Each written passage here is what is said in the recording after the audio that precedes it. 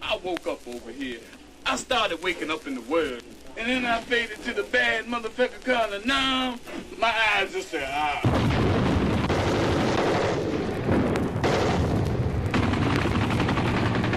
We've seen things that really make you want to freak. I mean, blow your mind, and what they've been through in the bush, and plus what they have to go to back in the world. They can't face it. They're ready just to get down and start another civil war.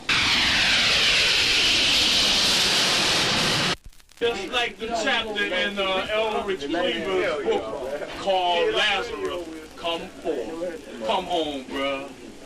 Wake up, open your motherfucking eyes, and peek, motherfucker.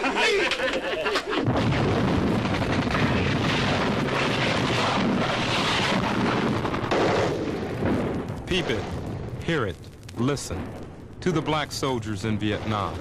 Schooled in the arts of war as no generation of blacks in American history. They are fed up with dying in a war they believe is the white man's war. They are coming home determined to get their share, even if it means turning to violence. Black soldiers who died in wars before were forgotten.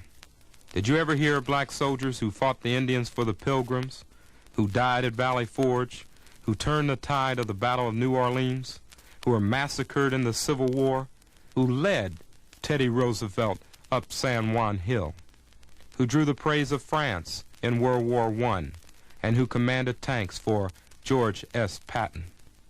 This is Wallace Terry. For more than 2 years, I was in Vietnam with black soldiers of today. When they first came to Vietnam, they were anxious to prove themselves in the most integrated war in American history, sharing the leadership, sharing the foxholes, and sharing the plastic bags.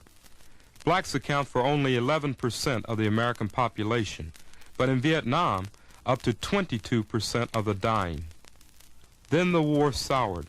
Black progress at home began to fade. The mood changed. Then came a second war. Black against white on a double battleground. Racial slurs, Confederate flags, cross burnings, knifings, killings. The black soldiers you hear in this album are real. They were recorded in Vietnam. Their names are omitted, and you will understand why.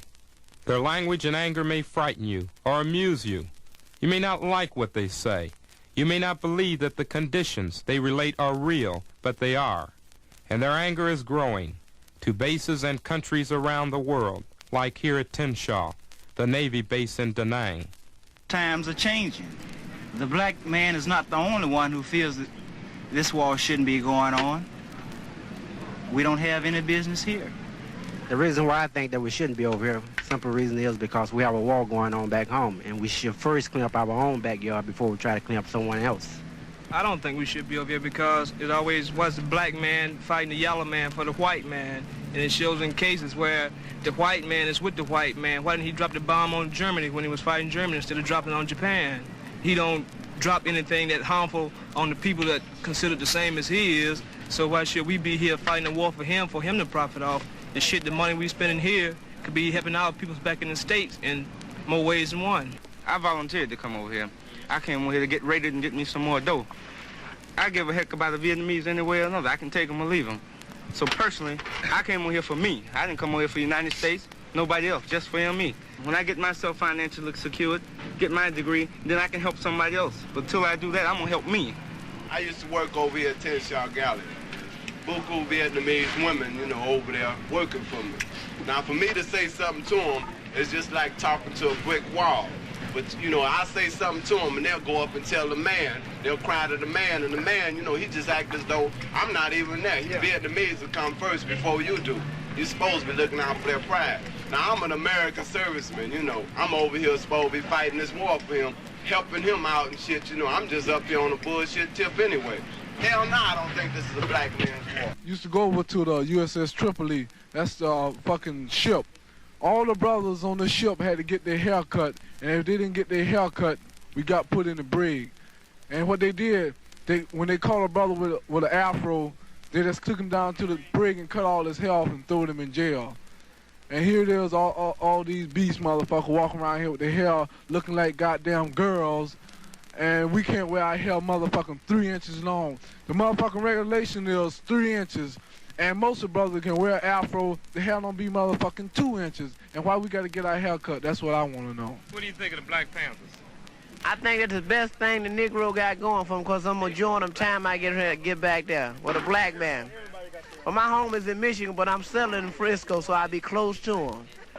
I ain't going no farther than Frisco, so I'll be there for every meeting and every burning. After 12 months in Nam, I think I owe something to my people. To me, I think the Black Panthers is what we need as an equalizer. Man has the right to speak his own opinion. Hey, man, motherfuck you, Dixon. Don't be interrupting me, motherfucker. Wow, man, why can't I say my motherfucker? Here, eat the motherfucker. Eat it. Take it, man. Take the thing, man. Listen. Look at the people. Look at them. We supposed to be conducting this manner. Why don't you tell the dude to lay dead then, man? What I was saying is, I think the Black Panthers is what we need as an equalizer. The Beast got his KKK, plus he got his good points, too. As far as the Black Panthers is concerned, it gives them something to fear, just as they've given us something to fear all these many years. Well, when the Panthers first started out, from what I understand, they was to keep the beast from fucking over the people when they demonstrate. And the Honkers made the Panthers as violent they are. And I figure anytime you got the fucking KKK who've been kicking our people's ass and burning crosses and fucking over our people, and then you start fighting force with force, then the motherfuckers start hollering they gotta be communist inspired and a whole bunch of shit like that. But you see, I think the Panthers, I would join them and I would help kill all these honky motherfuckers, because do unto him before he do it to you. And that's what you fuck around long, that's what he gonna do. He done did it everywhere else and he getting around to you.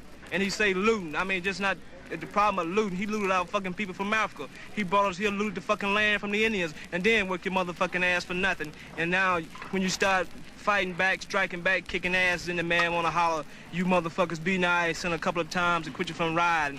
Strictly, I go for riding, but I don't go for going to the store looting without no heat with you, because if the man shoot at you, you gotta shoot at him back. Because I ain't gonna steal no $10 shirt and have a man shooting at me. But if I take a $10 shirt and the man shoot at me, I'm willing to shoot back at him and put some holes in his motherfucking ass, because you're a taxpayer and you paying this motherfucking salary and you don't pay him to shoot at your motherfucking ass. You paying him for protection. Look here, I got to go now, but before I want to say this, you asked the question, does you think the black man belong over here?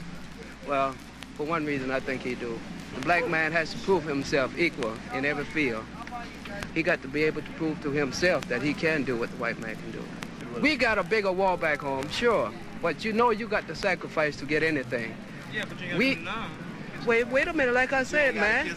I'm not talking about kissing no ass. I'm making a statement, man, about the position. You got to prove yourself equal to everything. The black man today doesn't have to prove anything. We are a race of people. We have our culture, we have our background, our ancestors. Why associate at all with the beast? We have nothing in common. Perhaps we can live with them, but we must live according to our origins. We were the first people here. Civilization began in Africa. We want what is rightfully ours. Because of racism, many blacks at Tenshaw got more punishment, more time in the stockade than did whites.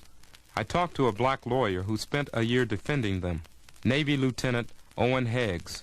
I think that as the military represents in microcosm the society we live in, black people today in the military, from PFC through 05, represent the black movement in our country.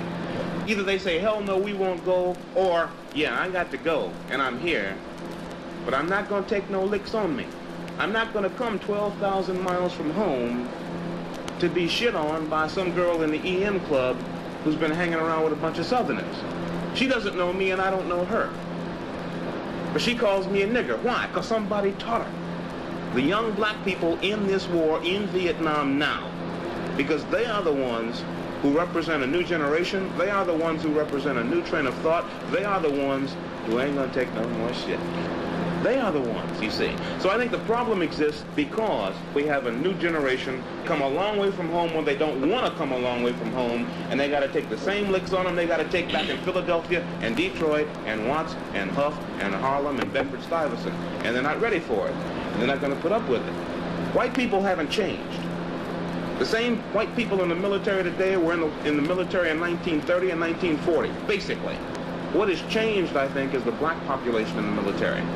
Angered by Confederate flags flying over the battlefields, black Marines in Da Nang designed a flag of their own, green for youth, red for the blood they shed, and black for Africa.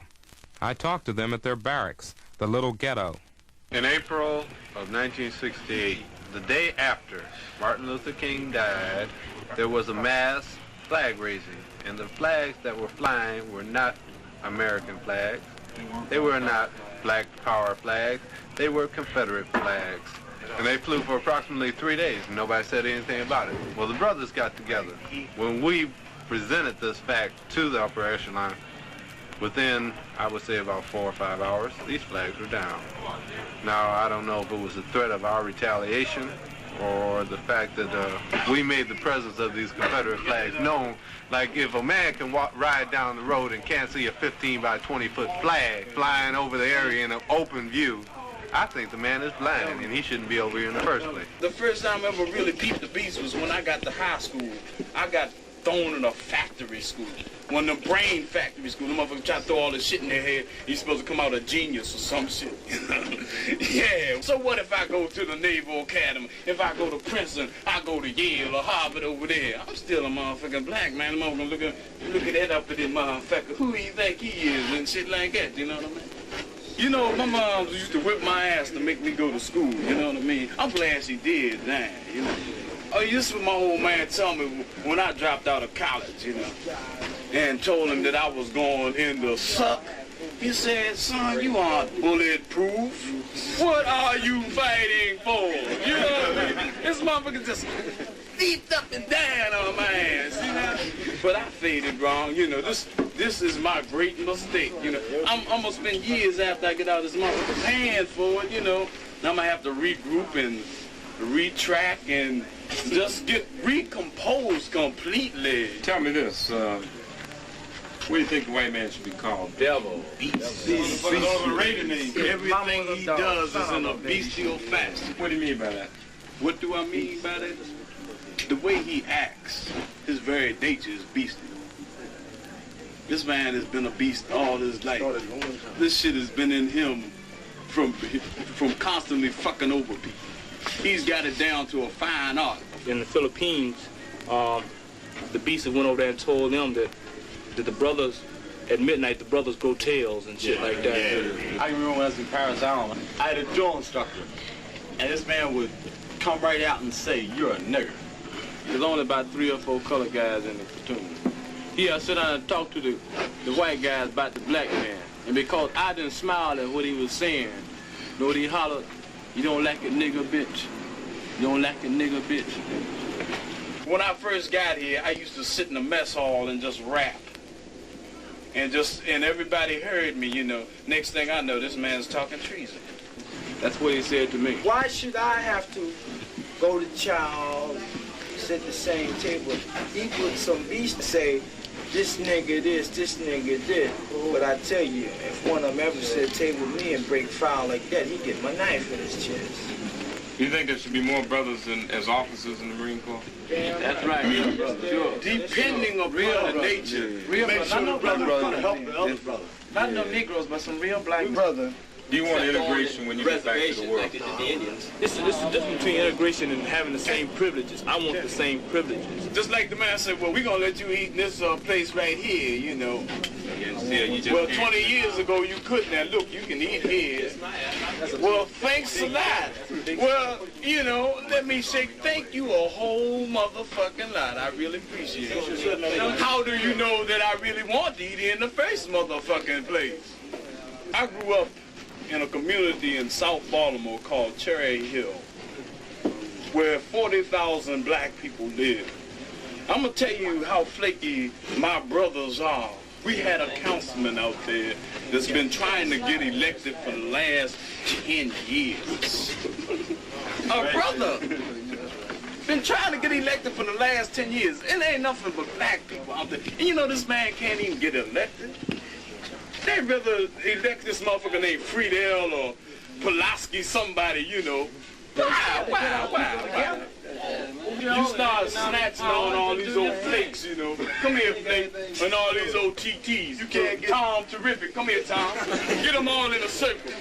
And all these old so-called Negroes and colored people. And you just say, look here, people, you can't call them brothers. You can't say brothers, because they aren't in that frame of mind. They're not in that frame of mind. They haven't even opened up the first eyelid to peep. They haven't even opened that motherfucker up. You want intermarriage? No. For what? No. Why don't I like interracial marriage? For one thing, I don't dig a Beast Brown because she's always fronting. Sisters front too, but they front in a different way. You know what I mean? They front in a different way. They fronting to get something. But a Beast Brown, she just fronting to be fronting. A sister knows what it is to be noticed. She's got to go out there. She's got to get that bleaching cream. She got to get that hair straightened. She knows what it means. This is what it took 5 years ago to be noticed. She had to get that hair straightened. She had to get that bleaching cream to get that skin a little bit lighter. You know, it don't work this way. The sister now, what's she doing back in the world? She ain't using that bleaching cream no more. And keep on and she puts that water on. She don't get that straightening comb. That straightening comb hit the garbage can 3 years ago. And that hair is just so beautiful. It is defiant. It stands up against the wind, the rain, the elements. It is out there, and it don't need nothing. It don't need nothing. It just stands up there just as proud as can be. Going back to what you said about marrying a gray bride, she don't know nothing about when you used to get out there on Saturday morning and, you know, do this little thing just to get your child, bruh. Or when you fade to the movies and whatnot, and you humping on, you know, let's get this little nickel dime thing going so we can see who go to the movie. She don't know nothing about that. But she always had, she didn't have to go to no goddamn movie or skating ring, you know what I mean? Or don't know what it means to eat hot dogs every motherfucking Friday, you know what I mean? Knowing what you gonna have every day of the week. This was your meal, bro. She don't know nothing about that. You don't share any common or mutual interest whatsoever with her, you know? You start talking about, well, this is the way I grew up, so-and-so. I did so-and-so here and there and everywhere, and I slid here and I faded there, and I tipped on up here. She don't know nothing about it. You in a completely different world, bro. If you got back home and a riot broke out, would you join it? Hell yeah. Why? Why? Tell you what, bro. Why did just like this brother rapped the Cherry Point last year, the chaplain tried to cool us down. Sit down, brothers. Please don't start no shit. Please. And then bro said, Chaplain, you had your motherfucking Boston Tea Party. Why can't we have our rights? Is there any difference? Check it. Is there any difference? That's your. I ain't even gonna say no more. I joined you? Talk about the Mac chapter. Why was it here to make? Why? I have nothing in the first place. I have nothing to lose or win. You know, if they kicking Cracker's ass, I'm gonna help kick a few ass cheeks because I'm doing what my grandfather wanted to do and couldn't do. You know, I'm getting even with him for the times he raped my grandmother and my sisters and my aunties when they lynched my grandfather. When he took their 40 acres, that goddamn mule he's supposed to give him. Mule died, he's still a slave, right? So I'm getting even with him for that. So they got a ride going, hell yeah, I'm gonna get in the middle of it. If I get killed, fuck it. Black Navy and Marine officers got together one night in Da Nang. Doctors, lawyers, helicopter pilots, tank commanders, and combat sergeants. If I was a snuffy, I wouldn't fight. You wouldn't fight? Why should I fight? Why should you fight? For prejudice in America. I'll tell you one reason why you better fight, because somebody's shooting at your big ass. And if you didn't, then you would go home without your ass, right? All right, there it is. Talk to him, baby. Talk on. Talk on. Time out here. No, wait. I'm talking. Now you pull me in this little jive conversation. There's no value placed on a man. At least it wasn't to me. I didn't give a damn whether he was white as snow, as black as my shoes, as long as his trigger finger was active and he didn't have arthritis. Okay, you say you're not gonna fight because you know you was a PFC. I tell you, you're gonna fight to save the young gunner's ass, and if you didn't, you wouldn't save your ass. The average young Negro comes over here, he's defiant of criteria. He gives you the high power or black power sign. This don't mean shit to me, because I'm a professional Marine. I judge people. I can raise my fist and put a glove on it. Didn't take a whole lot of common sense to do that either. But what does it mean? He don't know. But tell him to go out here and blow up somebody's house or break out a 5-gallon can of aerosol and burn it down. He's ready. Everybody laughing, but he's ready. Yeah, he's damn sure ready. But what is he doing it for? He don't know. I best serve my country and best serve the Negro people by setting an example, because I'm not in a position to instruct.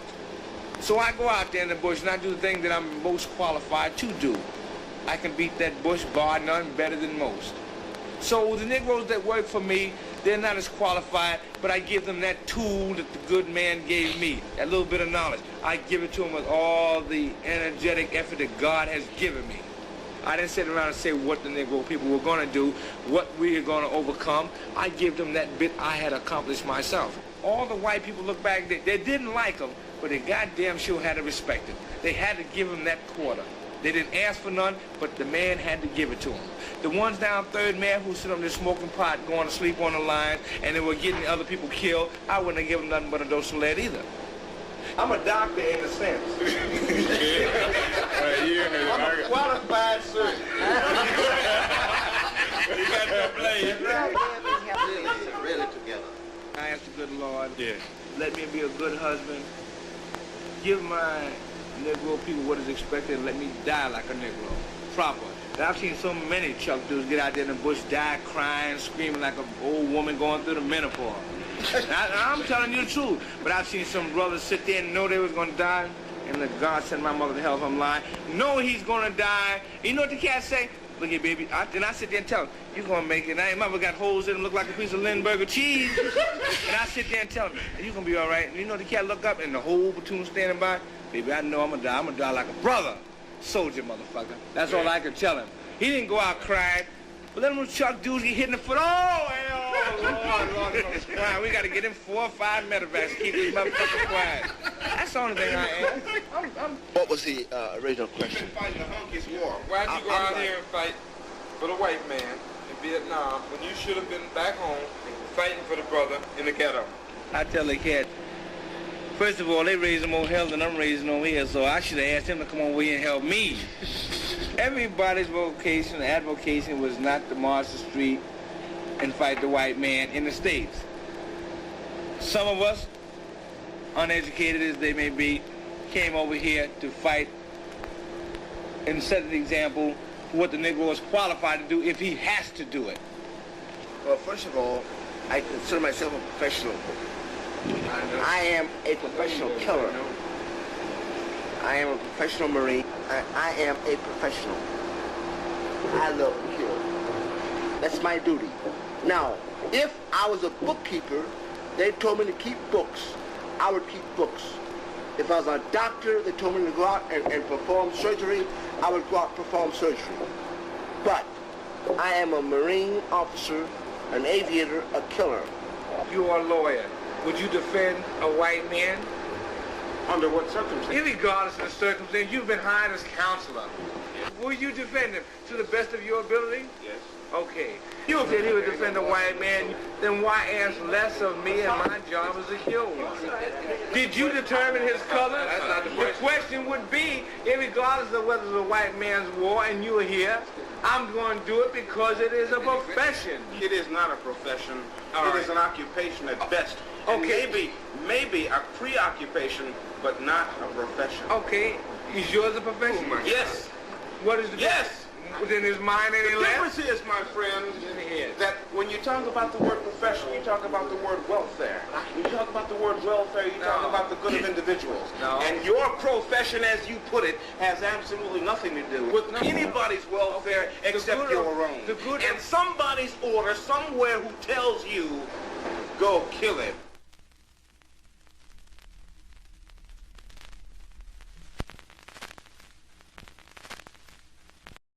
Hikalu, that's Swahili. It means place of gathering. And Hikalu is where black Marines and soldiers meet in Chulai. A barracks where they're free to talk about the man. No officers are present. No whites are present. Only brothers.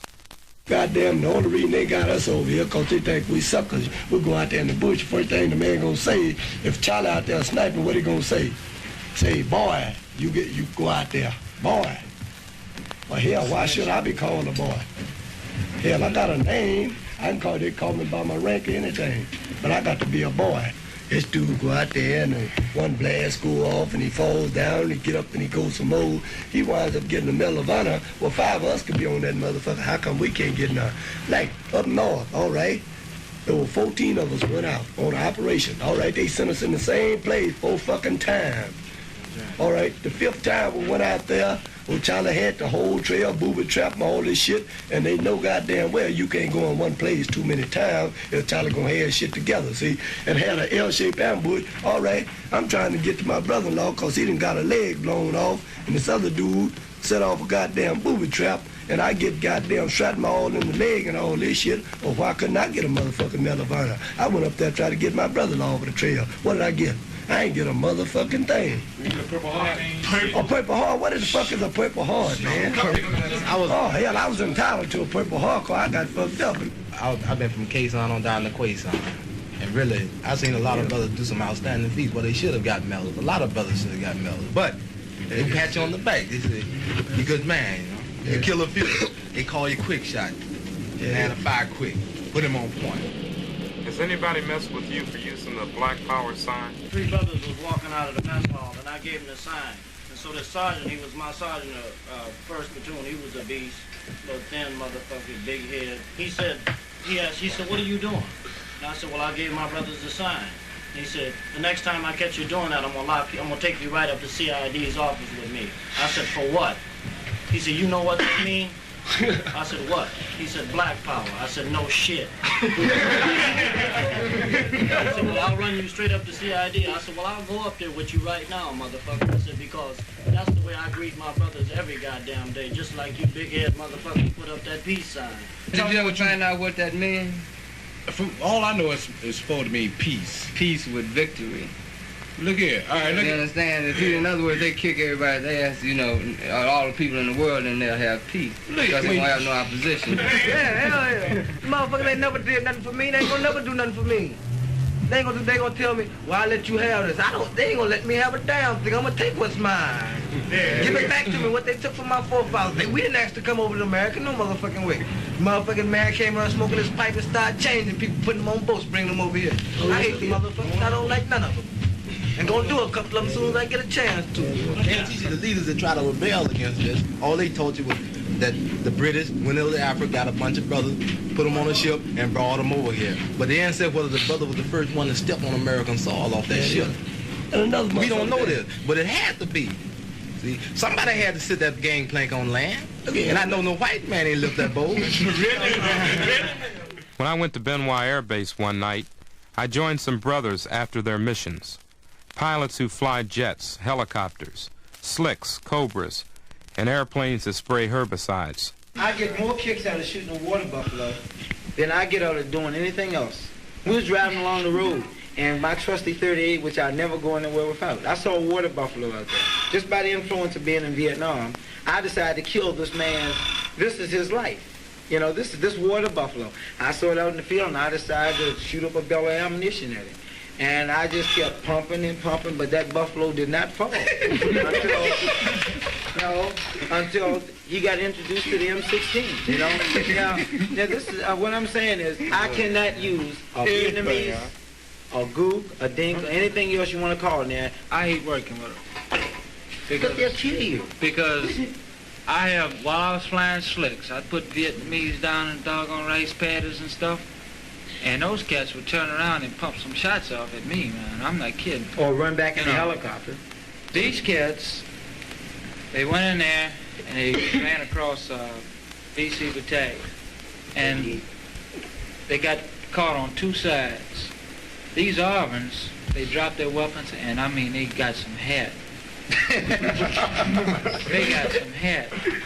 And these Americans were down there trying to coordinate fire to break these VC off these Arvins behind, you know. The next day we went out to the same place, and they brought up an American major out there and a brother both of them in plastic bags, because these beautiful Armans, these beautiful Armans, you know, they can't stand and fight. And this is not the first time. These people aren't doing their job, so why should I feel anything for them? I dropped 43 rounds of ammunition over top of somebody's house today.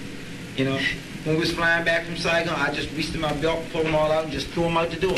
Now, from 1,000 feet, a round hitting the tin roof doesn't sound right. I've dropped very big rocks, 1,500 feet, on top of a hamlet, which really, it doesn't make sense. We holler about we're doing good, then you go out and you kill a Vietnamese water buffalo, and he's pissed off, then he's going to shoot. That's another VC you've accomplished right there. You're not killing her, you're making another one right there. How do I know he's not one before I started? What I'm saying, this makes sense. This is a useless thing. Well, I put it this way, some fool pushing some water buffalo down south of Domtown, you know, pumped the AK-47 round up underneath my seat, you know. Now, this didn't make me too happy, being that this was a non-hostile fire zone, no VC within the area, except a few people down on the ground with water buffalo for a second tour. Even right in the Albertine, a lot of guys that raised a Purple Heart, you know. Now, they didn't earn these Purple Hearts sitting around sticking pins in their fingers. Somebody out there shot it. And these were the guys running around in short cut-off khakis known as NVA uniforms. We've lost 3,000 plus helicopters, you know. Why? Because of the same people that some people, the pacifists, want us to not shoot the water buffalo that transport these idiots from Hanoi and a few other places, you know. Yeah, I probably deprived maybe 50 VC of getting a ride. You're going to justify that damn buffalo. Now, wait a minute. I want to ask you this. Don't like Negroes. If you think that they don't like Americans, period. The Vietnamese walked up to them, rubbed them, nothing happened. American especially got their soul sent, bang. You got a raging, maybe 2,000-pound piece of gray meat with horns that really can inflict severe wounds upon one's young body, coming with you with great devastation. Now, I'm jiving you not. You spray every day. You spray this stuff that destroys, timber killer or whatever you want to call it. Every day you spray this stuff, you know. And do you ever take into consideration what else you kill? The herbicide is not supposed to really harm anything but vegetation. That's just like me shooting that water buffalo. You kill them indirectly, and I just go about it the right way. I got reports I can refer to. All it says this stuff killed trees. Flat, that's all it says. Well, 38 only kill whatever's in his way. At Pleiku in the Central Highlands, it was the monsoon season. The rain fell hard. I talked to a black... He is 19 years old. What's your job? I drive a gas tank. A gas tank truck? Yes, I do. What is it? That's skilled labor. Have you ever been shot at? In my truck? Yeah. No, sir. That's what I do. They truck driving and they shoot at that damn gas. You got a nickname for the truck? Yeah. Where you going? Gas truck. Why do you think America's fighting this war? So the white man can put buku money in his pocket. How's that? Because anything America gets into, the white man puts buku money in his pocket. He just let you die, man, so he can send his little war materials over here, man. They don't care about you, man. All they want to do is just get some money, man. They build their little firms up here and around, send everybody over here, man, round up their dust and let you die. And don't give a fuck. Have you seen any Confederate flags? That's all we got in my company. Got one up in the holy room. You talking about Confederate flags? What's a Confederate flag anyway? I thought the flag with the cross, stars and shit like that was American flag. What's American flag look like? All you see is Confederate flags draped in the back of trucks, man, everywhere. Yet still they got a colonel that can come down and say, I want all this black bumper stickers off of these walls. We don't have no room for militants in this army. Have any room, matter of fact, we don't have room for black people. All we got are colored boys in this army. It just burns me up, man. I mean, of all things to have over here, man, why a Confederate flag? As a matter of fact, I think it ought to be some goddamn law to fucking outlaw them goddamn flags, man. Fucking Confederacy is gone, man. Do you really know what the Confederacy did, man? They tried to rise up and fucking fuck up the whole goddamn country, man. Just over a little goddamn things like slaves, man. They want to secede from the Union because they can't make fucking human beings work, whip them with fucking whips, kill them, sell them on markets, treat them like fucking animals. They want to just fuck up everything because they can't treat a human being like an animal, man. And that's really senseless, man. And then they let them still run around with those silly-ass flags. What did you think about America reaching the moon? I wish I could piss that far. Because, man, they can't find anything better to waste money on than going to the moon, right? I mean, wow. It's really something up there, too, right? A moon, man. If it was some food up there they're going to get to bring back to feed these poor people in the streets, shit, yeah, go to the moon all you want. Go to the moon. Oh, Would man. you join a group like the Black Panthers? I damn sure would. I'd either join the Black Panthers or SDS. Preferably SDS, man. Why? Because they down on the whole thing, man. They down on this fucking war. They're down on society, right? Establishment, man. Because society and establishment is fucked up, man. And it needs change, man. Change to what? Change so people can live, man. Live equally, you know. So, I mean, you know, get all this racist stuff on out there. I mean, it's always going to be race, man. I mean, people are always going to know you're a different color.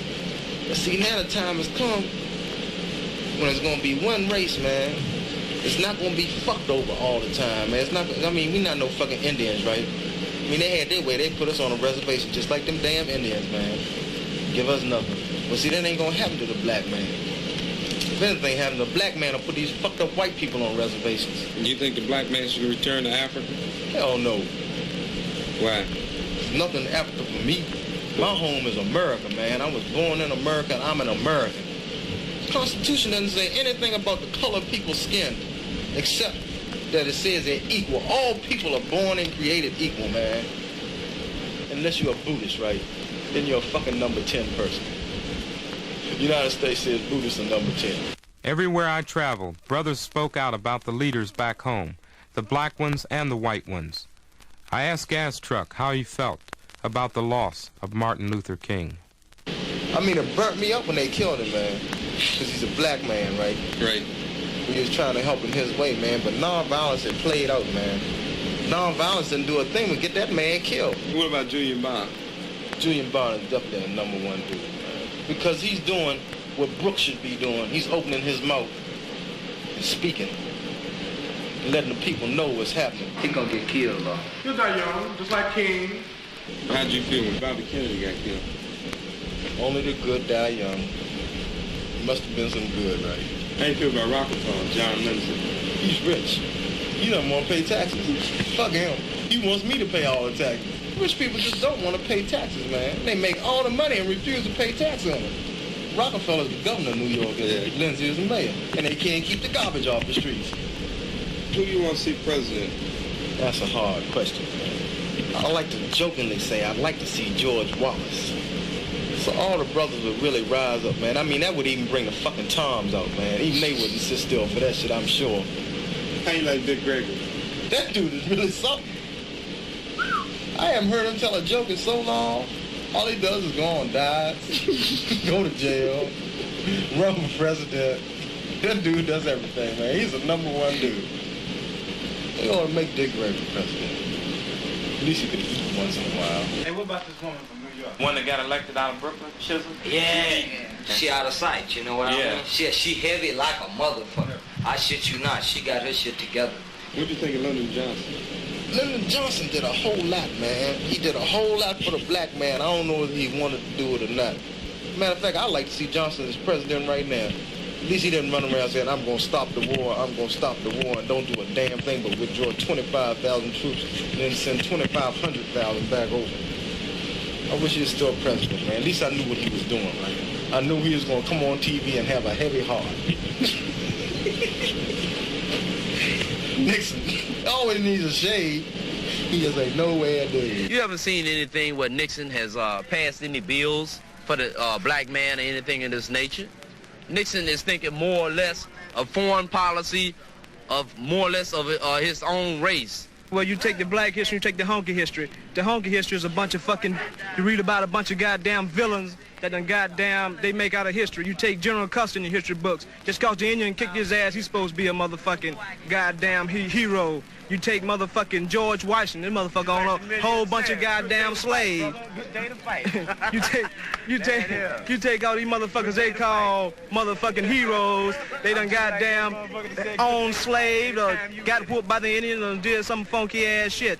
And as far as Nixon, he just trying to pass a couple of bills to keep your ass down. Many blacks had impressive records for bravery and command. None more than Colonel Frank Peterson, a Phantom Squadron commander at Chu Lai. He commanded some of the Marines you have heard. I asked him if their anger would spill into the streets when they come home. Many of the blacks who are being discharged, if they encounter the right set of conditions, will become guerrillas.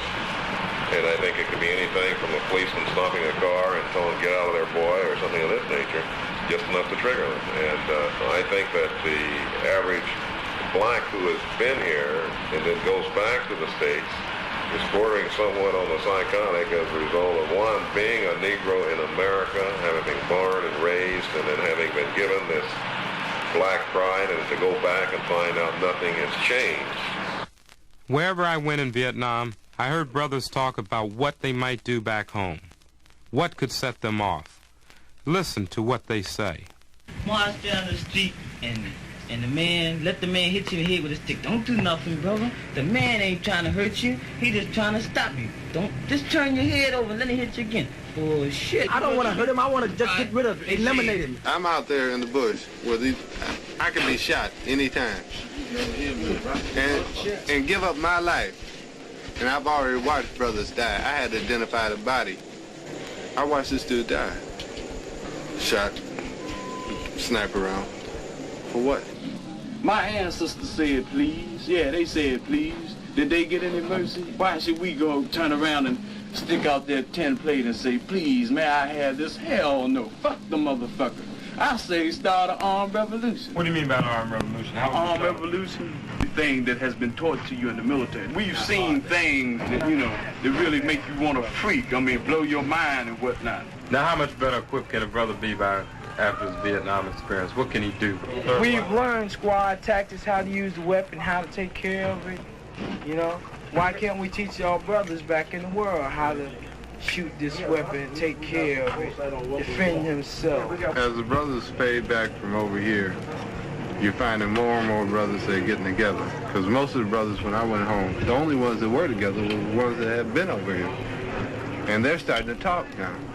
And they're talking to other brothers. Other brothers are starting to get the picture of what's going on. So we're going to be more or less the backbone. If not the leaders, we will be the backbone of this revolution. They got me over in the norm. Well, see, they thinking they're harming me. But see, if it boils down to a revolution, they really taught me something, really. Because I know how to set up C4 charges. Oh, man. M14, 500 yards? Name it. I be where he can't see me in the dark, no way. I just mark off and put me a cypress coat on that mama, and then likely in lead for him.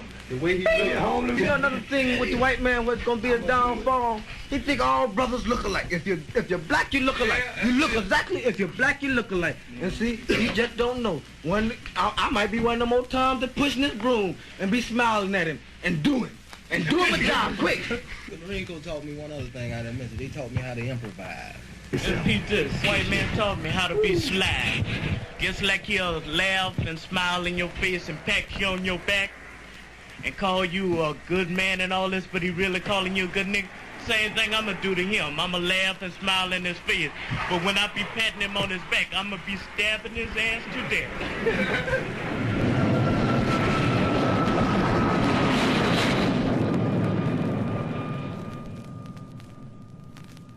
Now they're coming home. I saw gas truck back in the world, at home in Washington, D.C. We talked to the students, killed at Kent State and Jackson State, students his own age. I think they're really martyrs. I think they also died in vain. All through the years, man. They kill anybody they want, and nobody cares. Nobody in position to do anything about it cares, right? And anybody who could get into a position to do anything about it gets killed. Do you think Vietnamization will work? Or what does it mean to you? Vietnamization, like, I don't understand because, like, cats been Vietnamese all their lives. I mean, how much more Vietnamese can they get, you know? They've been being Vietnamese ever since they've been in Vietnam. What do they want out of those people? Well, we're Vietnamizing the war. No, you're Americanizing the war. You're westernizing Vietnam. Trying to give them all kinds of fucked up values. Such as what? Just trying to make them, oh wow, capitalists, killers, oppressors. Teach them how to kill their brothers, right? That's what they want them to do. Kill your brother, right? Kill the North Vietnamese, right? You're a South Vietnamese cat, man. You kill your brother. Why help him out? Why do anything for him? Why try to see things his way at all? Kill him. What do you believe Americans achieved in Vietnam? We really have achieved in Vietnam. We're doing a lot for Coca-Cola. A whole lot. Coca-Cola is really doing well in Vietnam because of us Americans. Those Vietnamese can sell Coca-Colas for 50 cents and above. And I think that's really nice, right? We help those Vietnamese people out a lot by letting them, giving them those Coca-Colas. Yeah, right, they like Coca-Cola. We like Coca-Cola. Coca-Cola's in every country in the world. Hurrah for Coca-Cola, right? Turn on with a Coke, man. It's the thing, the young generation or something. Other than that, we just treat them bad. Just do them in, man. Do the poor Vietnamese in. Would you join the Black Panther Army? I doubt it. It would really have to get a lot closer to home for me to really get out in the streets and want to start killing pigs. If you're a Panther, you can forget it because, like, you're going to, like, get it in the end, man.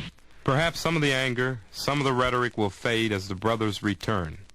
What is clear is that they are worse off now than when they left. In the big cities, I see them walking the streets, still wearing their army jackets, with nowhere to go and nothing to do. Bad discharges, drugs, no jobs. This story is far from over. The angry voices of black soldiers are being heard around the world. I haven't got an education. Since I've been here, the only thing I learned is how to kill somebody. And you come back to the States, and the man's going to say, I'm sorry, son, but I'm going to give you these rights, but you ain't ready for the rest of them yet. And after I done put my life on the line, the man comes up there and says that I'm going to try to kill him. And if I can't kill him, he's going to wish he was dead. All the people have to get together. You should have unity. You gotta have, then second of all, you should have self-respect for yourself as a black man, black respect for the women of the black race and all black people. And then you should have self-defense, because you're going to have self-defense, because you ain't going to let the man fuck over you no more. Right on. Let the man know well, if I come back to the States, he's got something to deal with when I get back. I ain't coming back playing, hey, can you see, I'm whistling Sweet Georgia Brown and I got the band.